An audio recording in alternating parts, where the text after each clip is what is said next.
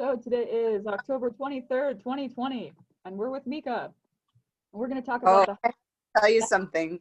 huh? This I just realized when you said the date. This is the ex-husband's birthday. I Ew. hadn't that for a while. He's an ex-husband Oh, for a reason. Bye. yeah. Well, maybe there's a good thing to it. Oh, yeah. Go- Maybe it'll come up in today's reading. You never know. Maybe, All right, maybe. I'm gonna share the screen and then pull up your chart, and we're gonna talk about some house system stuff. Okay. Miele is with me too. He says, "Hi, Morgan." Oh, how cute. Little cute one. If I had a better speaker, you'd hear him purring. He's just purring, purring, purring. Oh.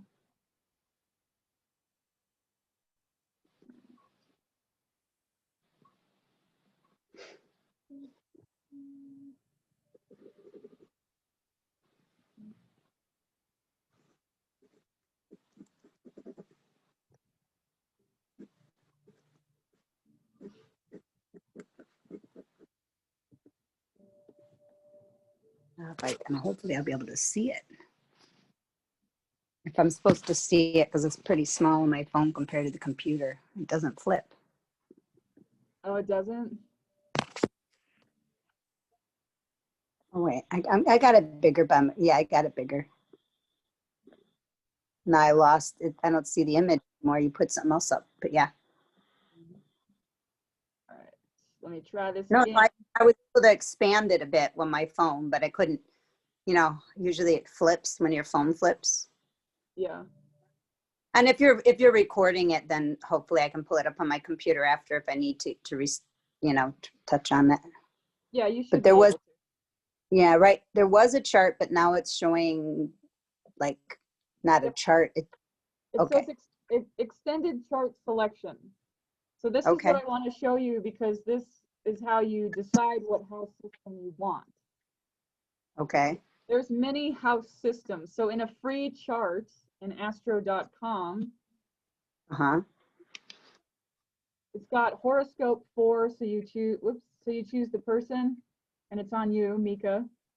You see that? And then your partner, if you want to do like a synastry chart.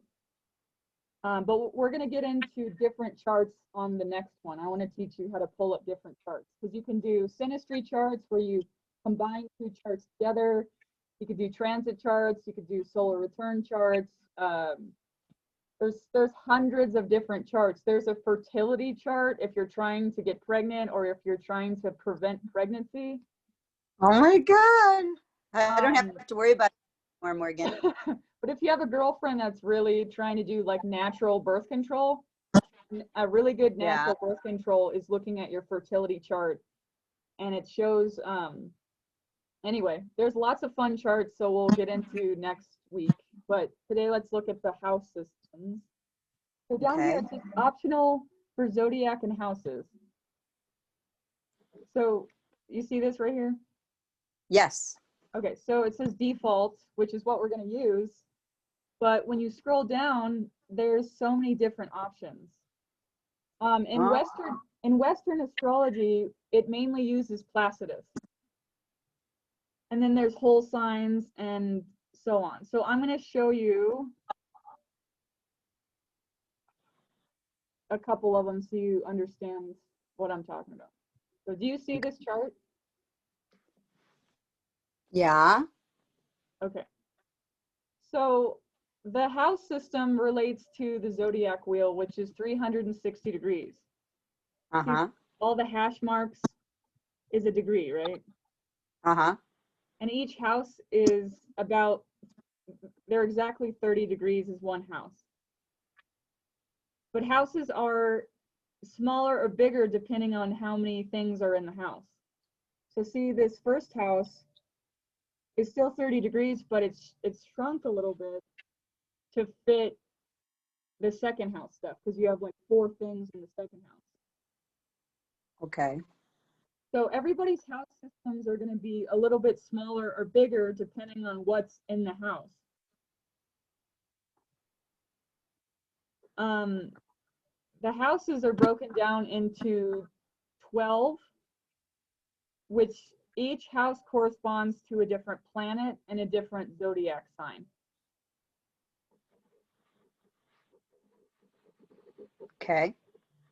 So an astrological horoscope is divided into 12 arcs, or 12 houses, equal in terms of time and space. The arcs are of 30 degrees each, 1/12 of the circle of 360 degrees. The beginning of the first house is the degree that, from a given point on the Earth's surface, was rising above the horizon at a given moment of time. So see this thick black line, your AC? This is your ascendant. We talked about this. This is your ascendant or rising sign. So the ascendant line is this thick black line that goes all the way to the descendant.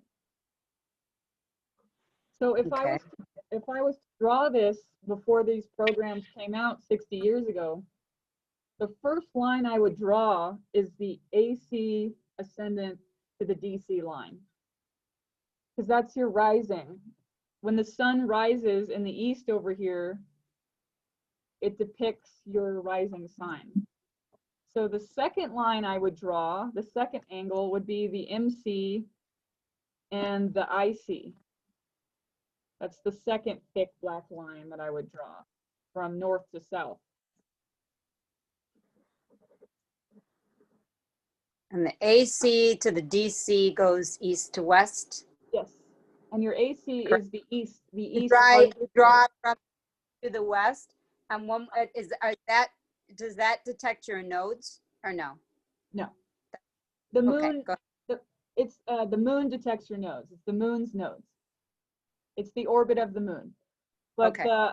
the house systems are first created by the AC and the MC line. So Okay. AC is east, DC is west, MC is north, IC is south. Okay. All right. Okay, so another word for the MC is called midhaven. So when you see that your midhaven, it has to do with the 10th house, which the MC line is your midhaven point of your chart. So the midhaven is also the MC? Yes, correct. Okay. And it I have. So your MC line, let's see to make sure. Your MC is 26 degrees Aries,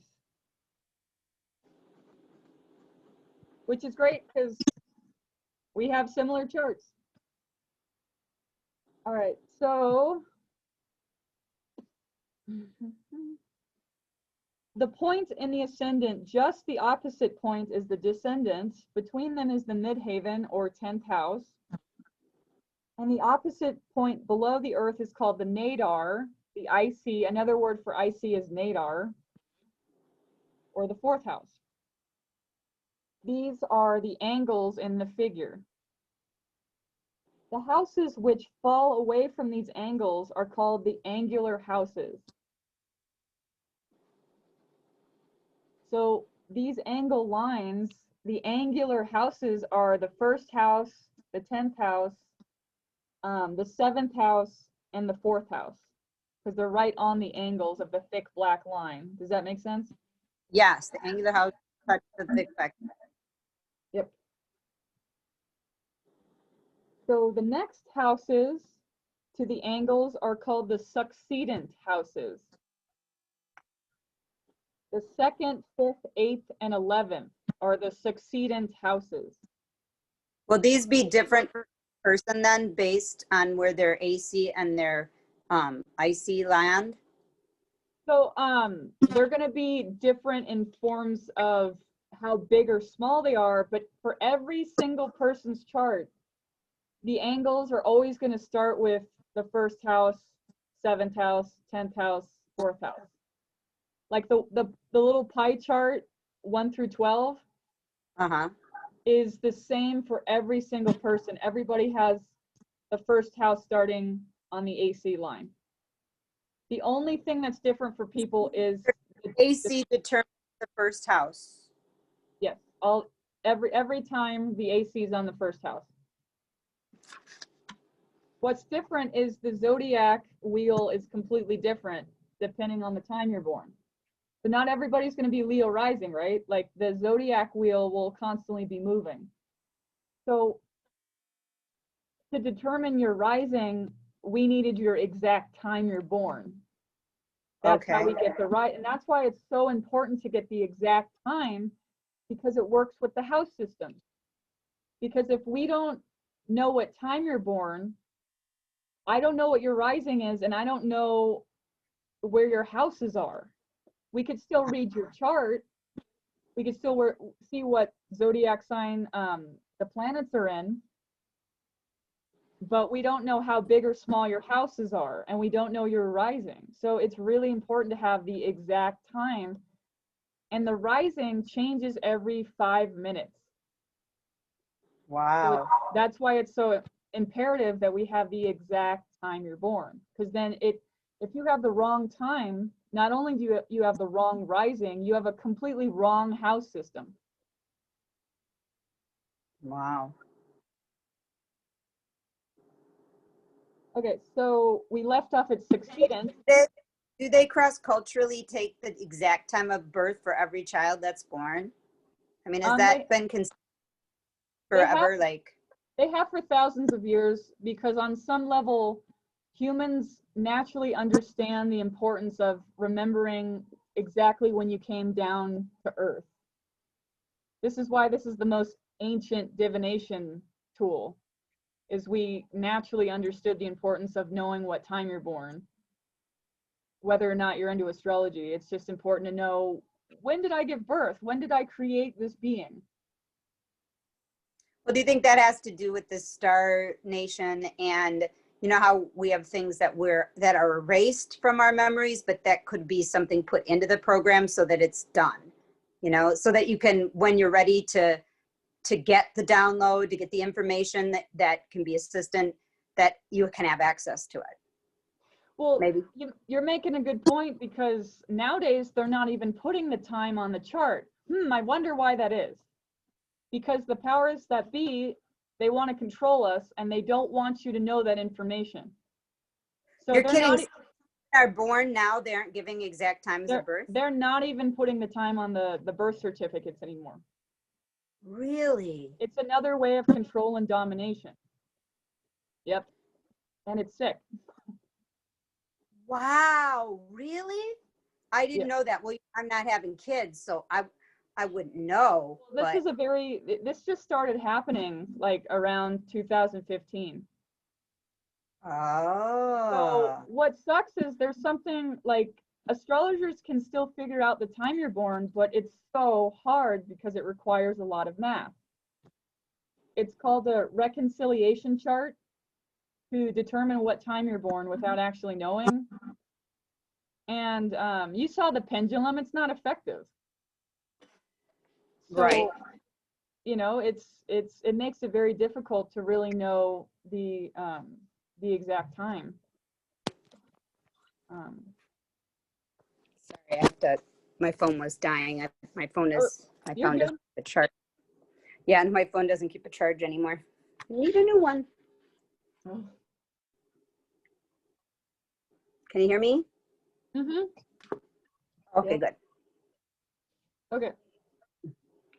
Well, thanks. I was wondering about that, because it is something I know, like, I was wondering, you know, that's on charts, and you wonder, why do they care the exact time, you know? But I mean, I understand it with astrology now. But I'm sure back in the Middle Ages or something, you know, people were having babies in their houses and stuff. They didn't even have clocks or time.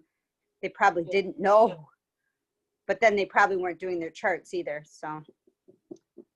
Yeah, I mean, I'm sure they recorded it on some level, because they use sundials, and they're like, well, the sun was in the constellation of Leo at 4 p.m. You know, they track their own way of doing it before man-made time. Right. Okay, so we left off at the succeedent houses. So the Now, succeeding houses are next to the angular. angular. So the angular and then succeedent.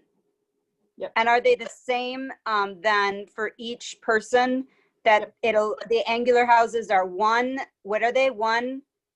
They're 1, 4th, 7, and 10. And the succeedent then would be 2, 5, 8, and 11. Yes.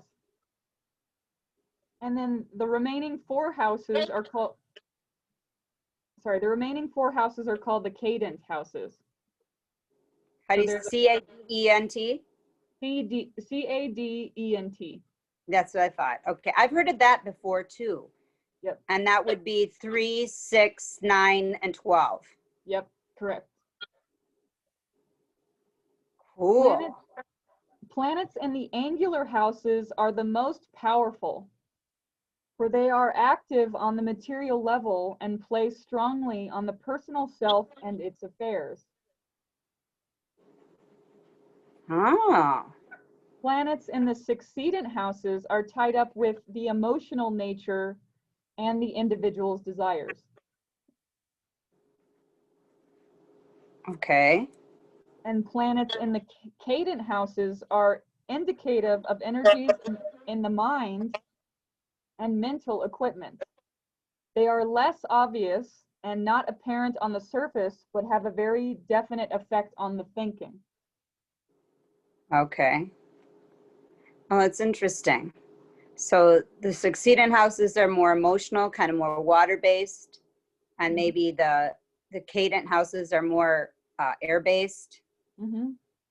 Just to remember. And then maybe the angular ones would be more what? Fire or? They would be, I would say earth, because they show up more on the personal self and the material plane. So more of the earth element, the physical. Okay. So yeah, I would say earth, water, and air.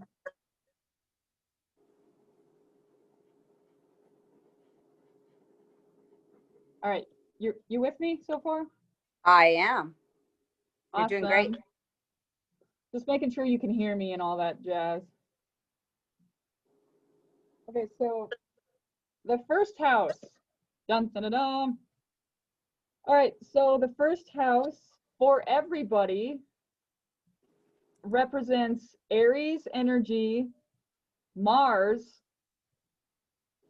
and what am I leaving out? Aries, Mars, and yeah, Aries, Mars, the first house is all the same archetype. So the first house rules your personality. It's what you look like. It's your body. It's the personal self. Its chief characteristic is action. Destiny in the making. The present, appearance, disposition, and outlook on life. The window through which you view the world.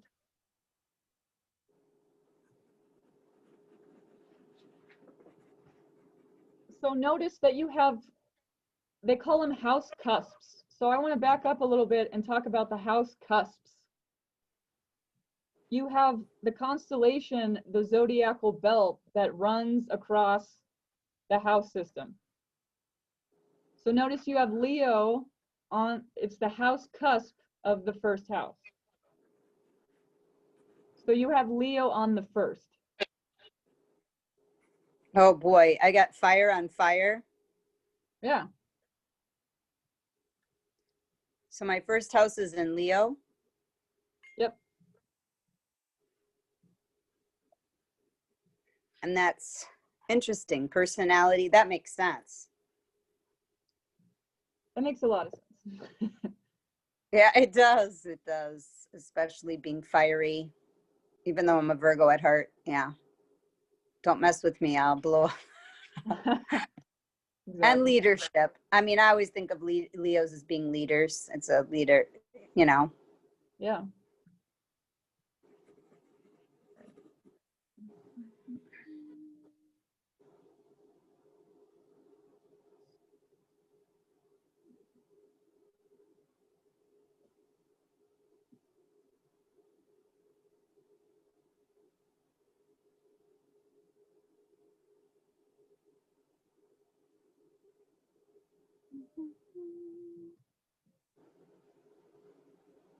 All right, so I'm gonna. So what does cusp mean? Cusp is basically whatever's touching the house. Oh, can you hold on one moment? Yeah, Hold on, it's my parents. no problem. I'm gonna pause this. All right.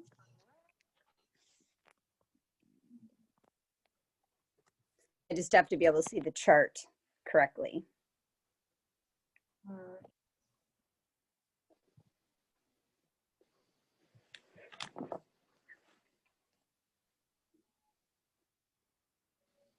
So I was asking about the cusp.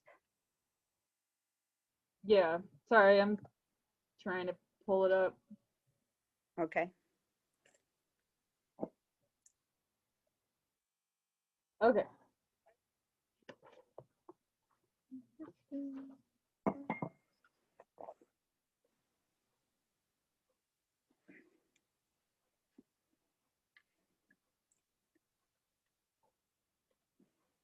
Okay, so the cusps of the houses are the zodiac signs that fall on the houses. So see how, like, for instance, this house is the third house, it's 30 degrees, but it's got Virgo and Libra. Oh, I see. Okay. So they call them house cusp because it's like cusping where it's almost all the way over it, but not quite. Like they're a little bit, some take them over more than others. Oh, so your houses are not going to be completely in the same zodiac sign. They can be part in one and part in another, huh? Yep, exactly. So So my first house is in Leo only though, right? yes, yes. So And then my second house is completely in Virgo, but my third house is in Virgo and Libra. yeah, but some are going to be more dominant than others based on also the planets you have going on. So for you, according to the other chart system, Virgo is the ruler of the second and the third house for you. Can you repeat that? I'm sorry. So depending on what chart system you have pulled up, the angles might be a little bit different. Like remember, Okay. we talked about, so now's a good time for me to pull up the other chart. So this was Placidus house system, which is the main. Placidus? Yeah, so this is the main tropical zodiac Western astrology chart uses Placidus house system. Oh.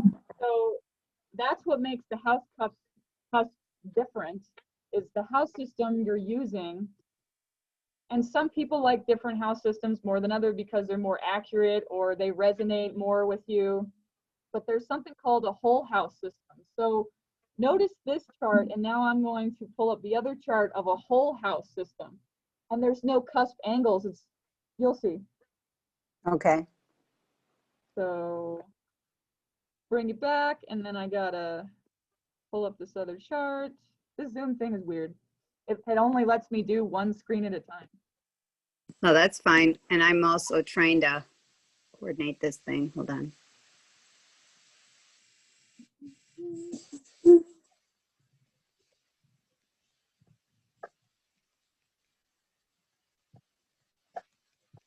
All right, so now we go back to the main screen and we go down to the house systems. Can you see this okay? 2 seconds. I'm actually trying to, as I mentioned, that construction guy, and he's asking me questions, and I'm telling him to call my dad. Oh, no problem. I usually do all this, but myself, but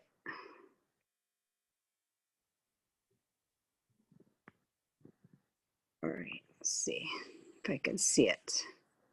Oh yeah, let me just get bigger. Okay. I don't see a chart. I see like a intro to getting it. Oh, I see the house system. Yeah, got it. Okay. So now you're going to change. Now I'm going to show you so see how it says zodiac? This naturally picks it for you.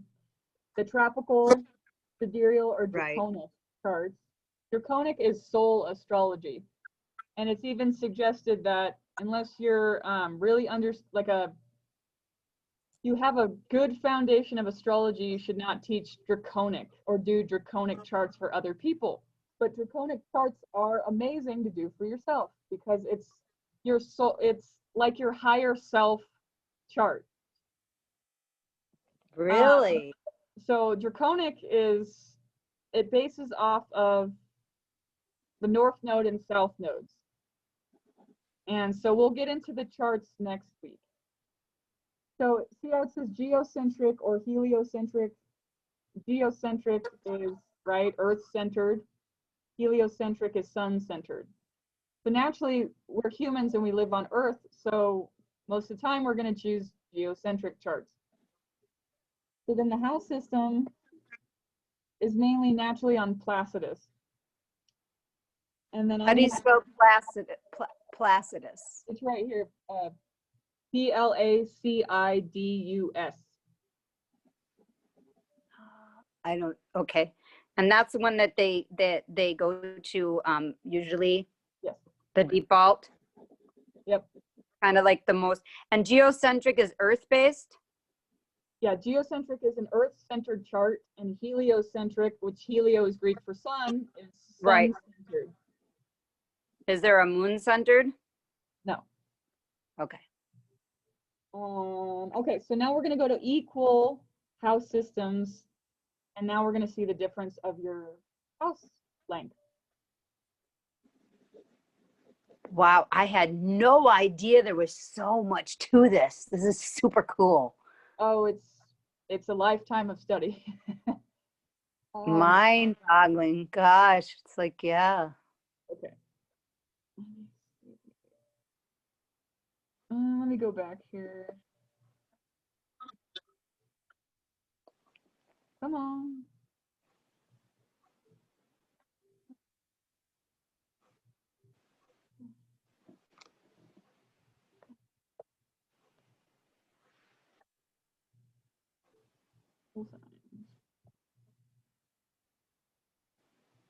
Okay, so this is a whole sign chart. As you can see, there's no cusps. There's no house cusps. They're just the whole house then, the equal has no cusps. Okay.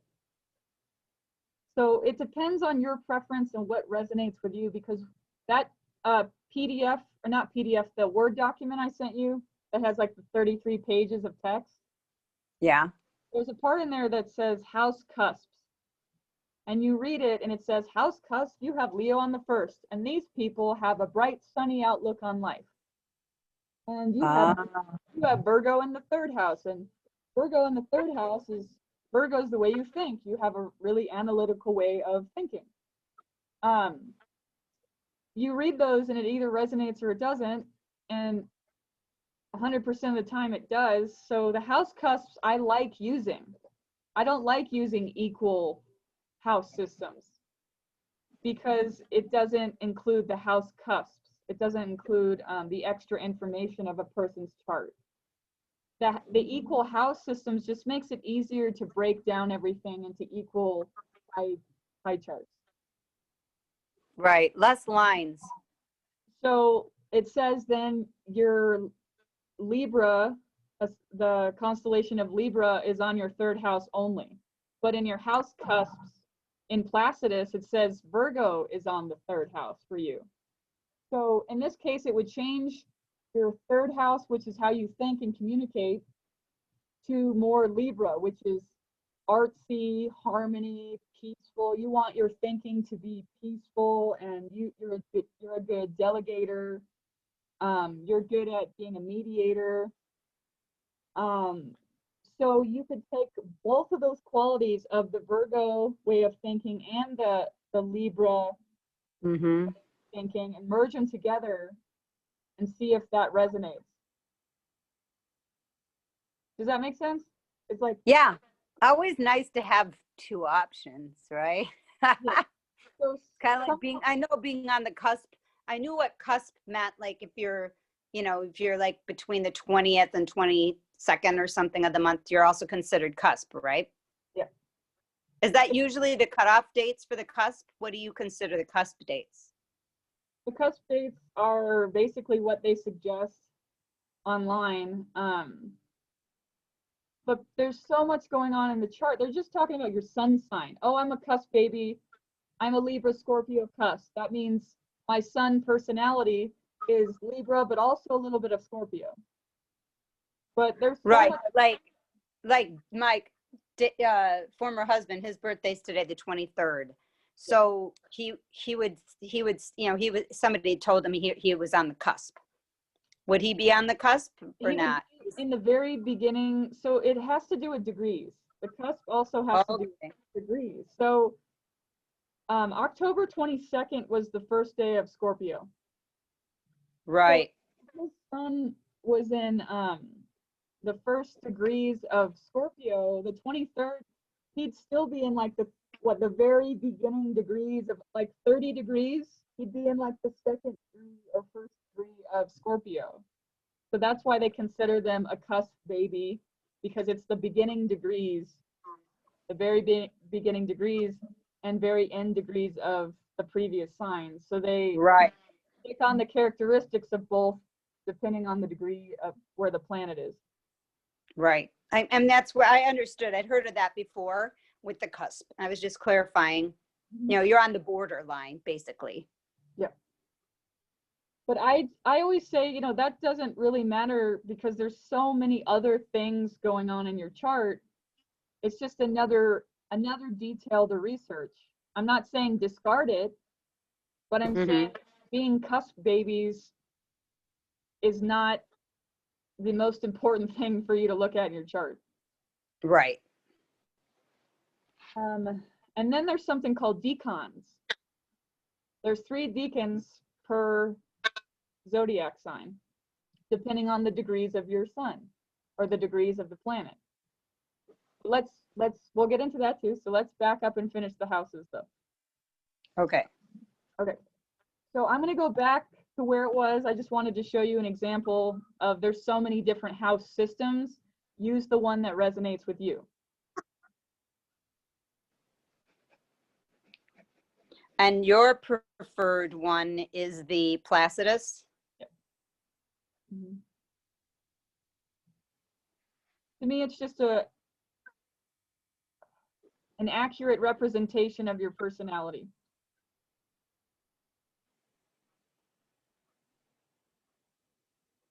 Based on what falls on your house cusps.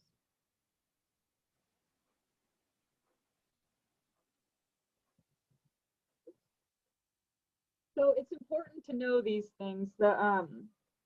In astrology, you're dealing with these factors. So the planets are the energies that are operating.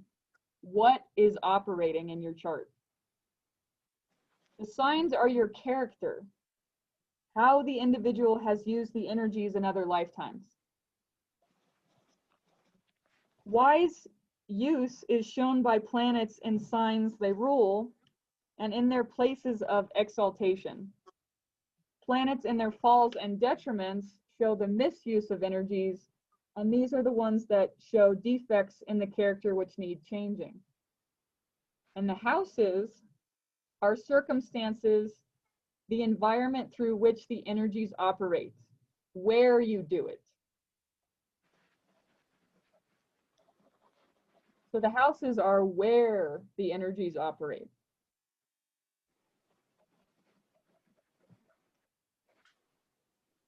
So the planets are the energy themselves? Yeah.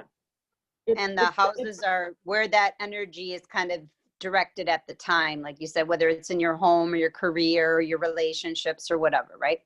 Yeah, exactly. So again, the planets are the what?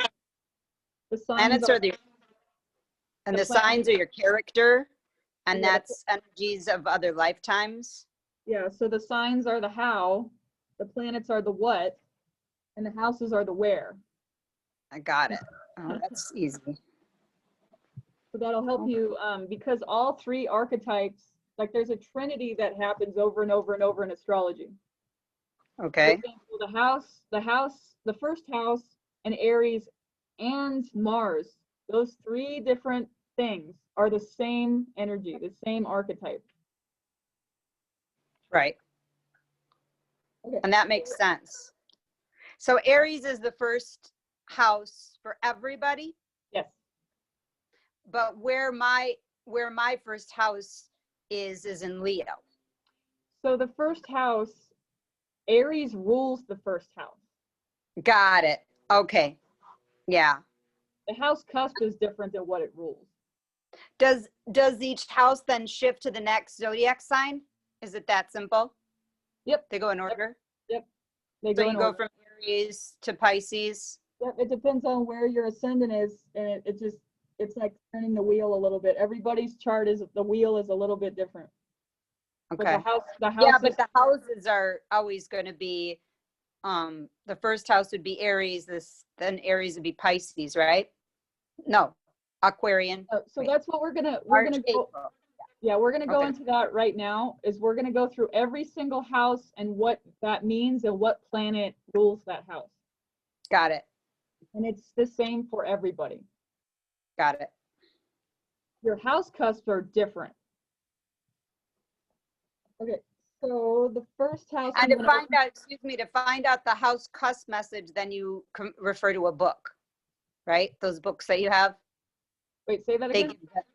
To find out about the specifics of the cusps, mm-hmm. You know, if you have a cusp of Leo or whatever, then like you said, then you refer to a reference guide, like a book or something, and then they give you more details.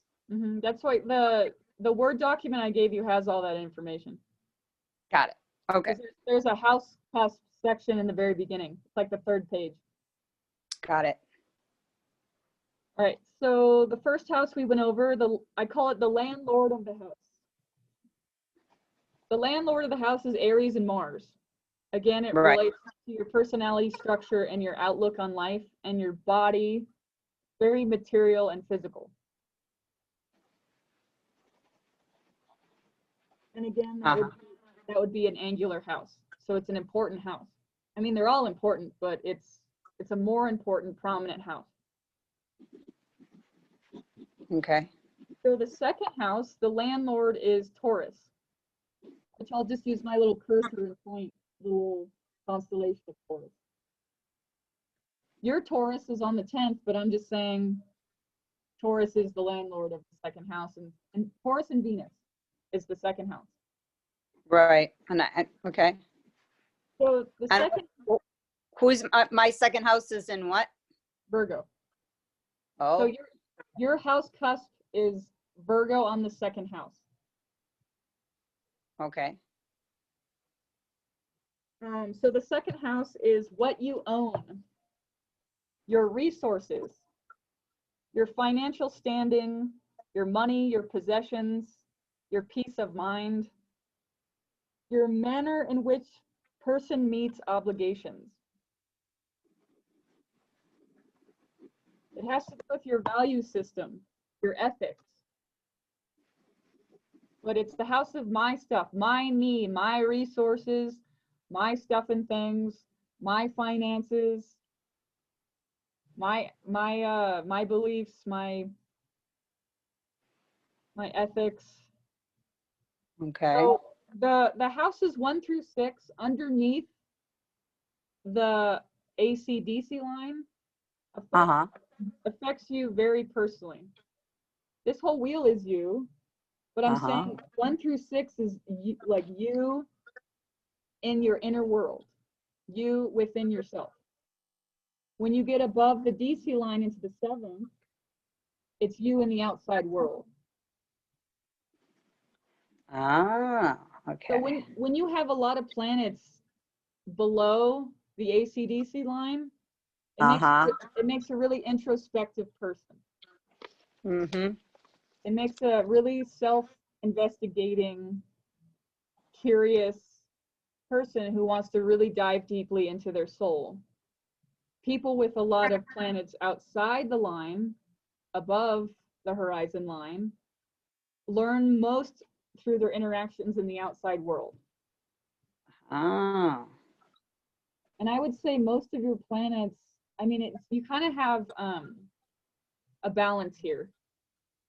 It's kind of like you have a really deep desire to go within, but you also like to go outside and travel and share your gifts with the world. So you have kind of like a balanced chart. Nice. That's good. Do you? I have all my stuff below. So I'm a very deep, introspective researcher. Introspective person. Yep. That likes to go out when I'm invited once in a while. And for me, that does ring true because I'm very happy in both worlds. Yep. Okay, so But I get away from people and then I'm really happy and I just like to stay. It just depends on who. Connecting with you is a gift. Connecting with you is a gift. I love you too. I love you, girl. There's only so much time in the day and I don't have time for people's bullshit. That's all I'm going to say. And understandable. Yeah. All right, so does that make sense? The second house, we're good? Second house I've got down is in Taurus. And Venus. Uh-huh. And Venus. Yep. And it's an earthy house. It's like an earth element house. Right, because Taurus is earth element. Yeah. Aries is fire. Yep. I know a bit about stuff, so but I just don't know. You're doing great. You got this. Oh yeah. I'm ready to expand. Oh yeah, you're picking this up like nothing. You probably studied this before in another life. I'm just reminding you. Oh, I'm sure I did. Yeah. You're just bringing it forward. Thank you. Yeah, no problem. All right, so third house is Gemini and Mercury. The third house is siblings. It is short distance travel. It is learning. It has to do with the mind. It's what you think. Air. Yes. Your ability to relate to your environment. The synthesizing power of the conscious mind. Dexterity, duality, restlessness. Early education and early environment. Acquaintances and neighbors. Writings, news, communications, rumors. Gossip is the third house. Memory, perception, and speech. And taken for granted skills are the third house.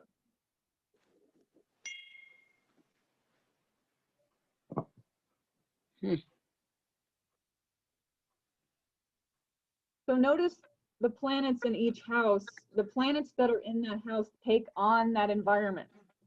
So moon in the third house is you take on, your moon is more expressive because if the moon is in the third house of the mind and thinking and speech, you have an expressive way you like to communicate maybe how you're feeling. Mm-hmm. Because if the moon is your unconscious and your way of mothering or how you were mothered, you like to be mothered or mother others through words, through speech, through letters, right? You like to send people cards. That's very mothering. I love cards. Like that's very third house. So through words, that's interesting. Yeah. So mothering through speech, through words, Yeah. through your communications. That's life coaching too. Makes sense. Mm-hmm. All right. So the fourth house has to do with the moon and Cancer. Right. It is the mother. The fourth house is the mother.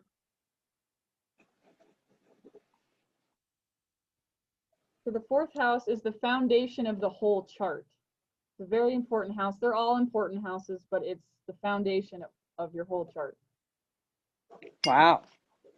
The IC line, or nadar, is how you protect yourself, and it has to do with your family lineage, what you inherit. So the fourth house is all about like family roots, ancestry, inheritance. It says your base, or your base of operation in the outer world, your home. So your house and home is the fourth house. It's also the inner world and your soul, because your house is a direction of your house, your vehicle. It's all a reflection. Mm-hmm. So the fourth house has to do with that which is hidden in the depths of yourself.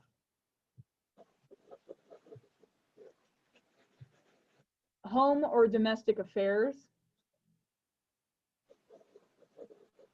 defines nature of one's residence, end of matters, the latter part of life,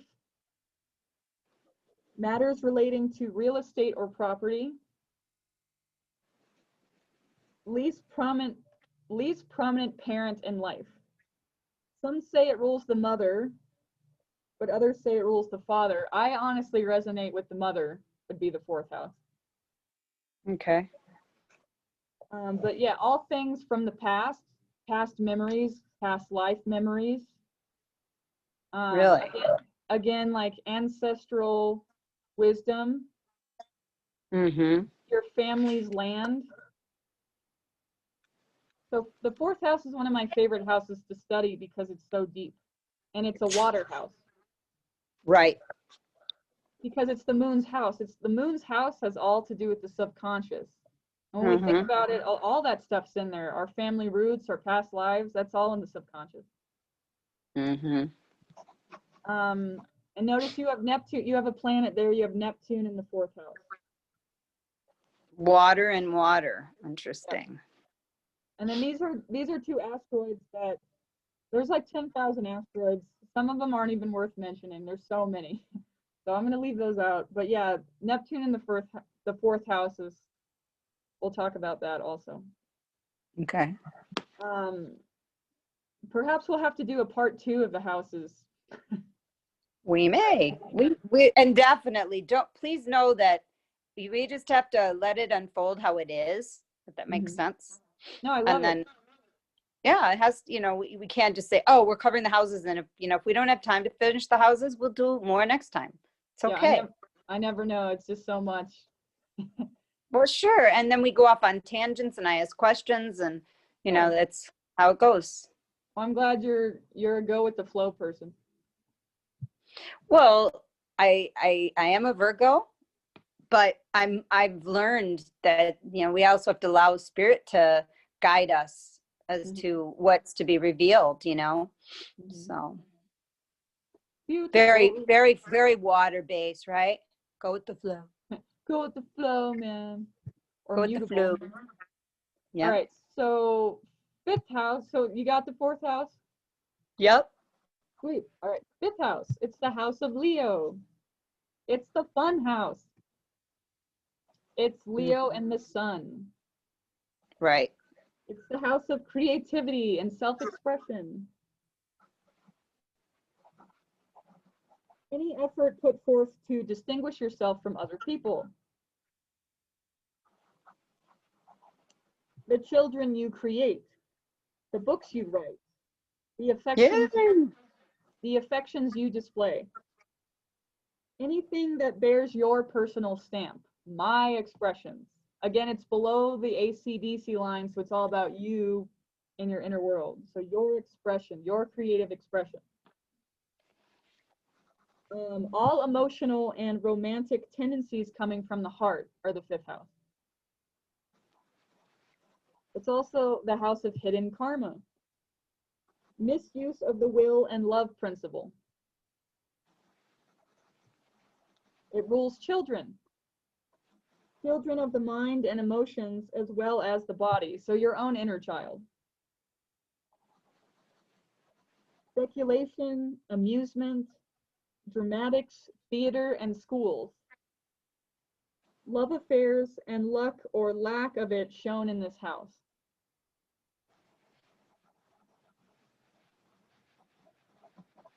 And you got the south node of the moon, so this is, the south node has to do with your past, and the north node is where you're heading. So your past is heavily to do with this, whether it's romance or children or play or self-expression. It has a lot to do with it. Okay. It also has your Black Moon Lilith, which is your core fear. And Black Moon Lilith is one of my favorite things to talk about. I bet. And did we ever do any Black Moon Lilith stuff with you? No, but I can imagine you love talking about it, just knowing you. I'm all about let's show people their worst fears and make light of them. Shadow work. It's shadow work aspects. So we're definitely talking about Lilith. She's super important in your chart. I mean, they're all important, but she's my personal favorite. So a lot of your core fears show up in romantic partnerships. Yep. So we'll go back to that one and talk about that one for sure. Yep. Right. So next we move on to the sixth house, which Virgo is the landlord of the sixth house. That is your house. And Mercury. So Mercury and Virgo are landlords of the sixth house. Yep. The sixth house has to do with health. Oh, no surprise. Routine. Oh, yeah. It has to do with being of service. Yep. The house of self-adjustment. House of work and health or lack of either. You have nothing in there. When you have nothing in a house, it means your soul has already worked through those things having to do with the houses. So the fact that you have empty first houses, empty sixth houses, meaning your soul is not hyper-focused in those areas of your life. So the things that you have a stellium in, like the second house over here, you got 4 things in this house. Your soul is really focused in this area of life. And again, the houses you have nothing in, your soul has already worked through those lessons. It doesn't. Yeah, that makes sense. You're still. I already have those skills. Yep. Yeah. I mean, yeah, that makes total sense. So it's just given. It's given. So the planets that are transiting, they're still going to transit over the sixth house, and they're still going to highlight health and service and work, but they're not a prominent focus because there's no planets there. Make sense? Yes. Awesome. Okay, so so the rest of the sixth house.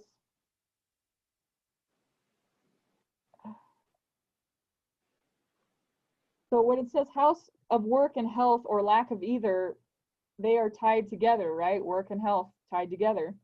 The busy person has no time to be sick. Yep. It's the sixth house is food, clothing, comforts, and domestic pets, like little pets, small pets, cats, dogs, birds. Mental or physical conflicts resulting from the expression of the ego. As such, it depicts an enmity between the dweller in the body and the physical body, out of which mental, nervous, or organic disease may develop. For example, people with Chiron in the sixth house always have a lifetime of health problems that they're working through in this life. Ah. This house, the sixth house, states that everything is all connected, right? As you intuitively know. Your thoughts create the health of your body. It's all connected. Right. So it is an obscure house, since the nature of service rendered or received is more or less personal unobtrusive, and routine. It has been termed the house of service in that it portrays one's capacity to serve, as well as the character and qualities of those who serve them. His employees and dependents are this house also, and his relations with them. So even if you're a boss, the sixth house also has to do with your employees and who you attract into your place of business.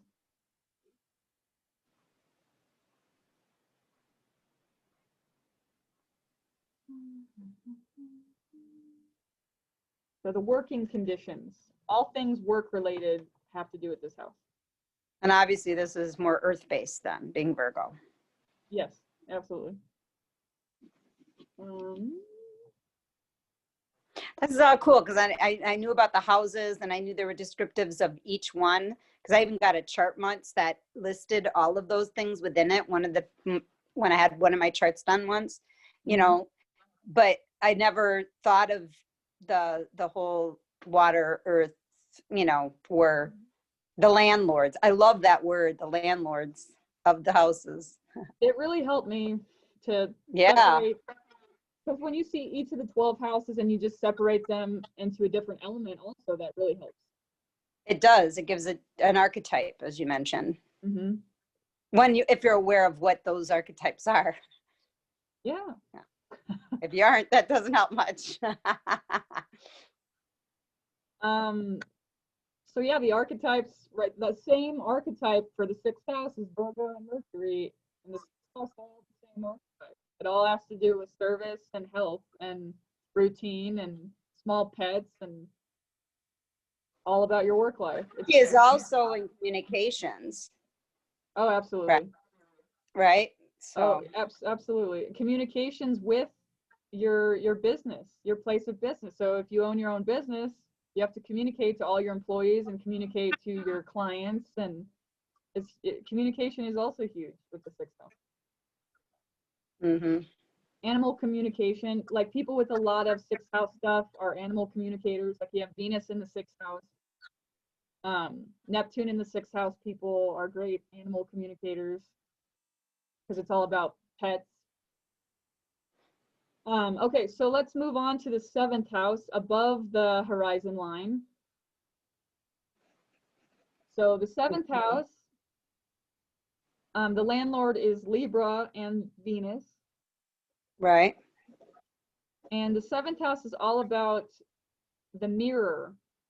So I call the seventh house the shadow house, because if the first house is your own personality, your conscious personality, the seventh house is what you project onto other people. And relationships, as we know, are all mirrors for ourselves. Uh-huh. So when we don't like someone, we don't like a quality in them, we project, oh, they're this way. I don't like the quality in them, so therefore I'm going to label them and I'm going to resist them. Instead of going, wait, the other is me, and they're just, right. There's a resistance there, so I'm going to dive into the resistance and ask myself, what is this person mirroring back to me that I don't like in myself? Mm-hmm. So it is the shadow house. It's the house of relationships and mirrors. It's the house of open enemies, because relationships, you can go from loving someone to quickly they hate you or you hate them. Mm-hmm. Love can turn to hate very quickly. The 12th house is hidden enemies. The 7th house is open enemies.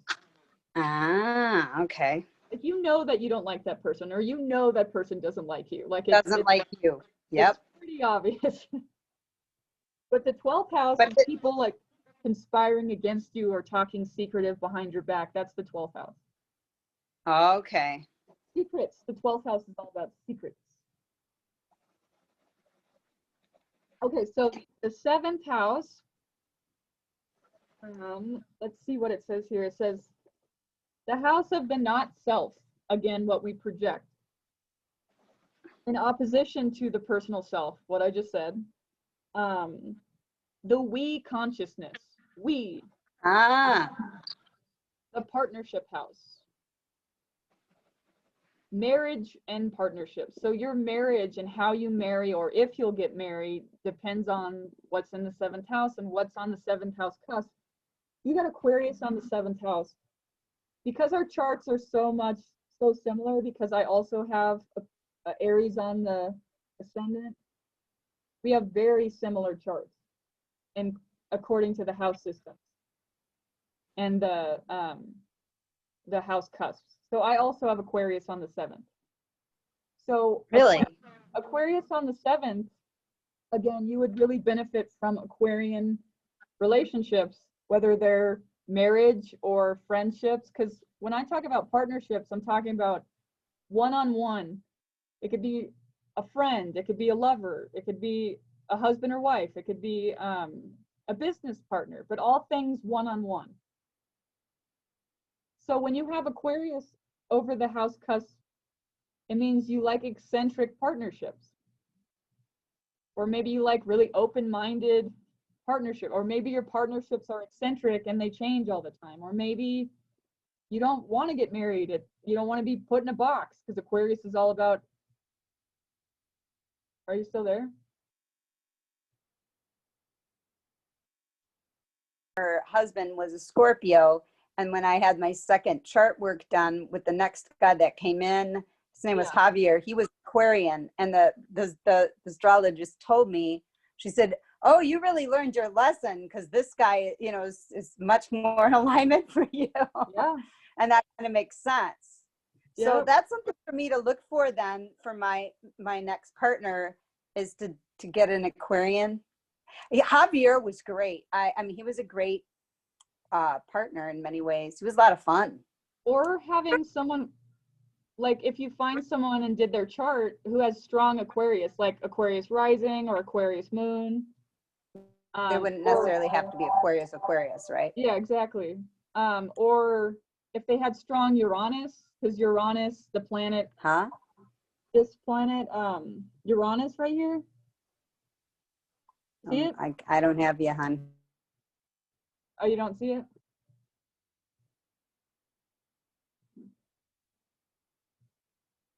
Can you see me?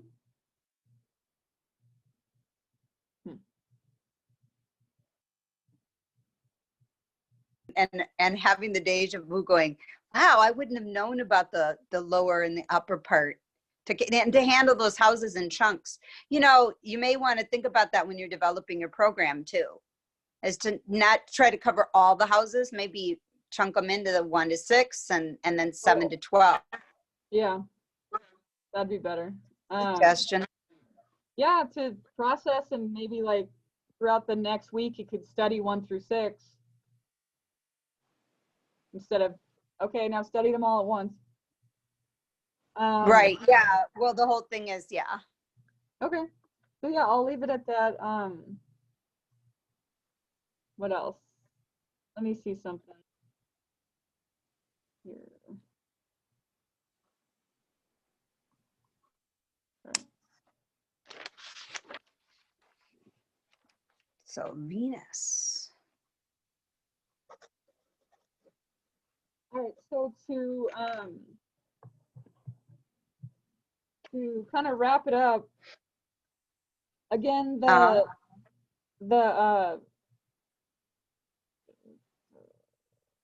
angular houses again, right? We get the 1st, 4th, 7th, and 10th. 1st, 4th, 7th, and 10th. And the succedent, 2nd, 5th, 8th, and 11th.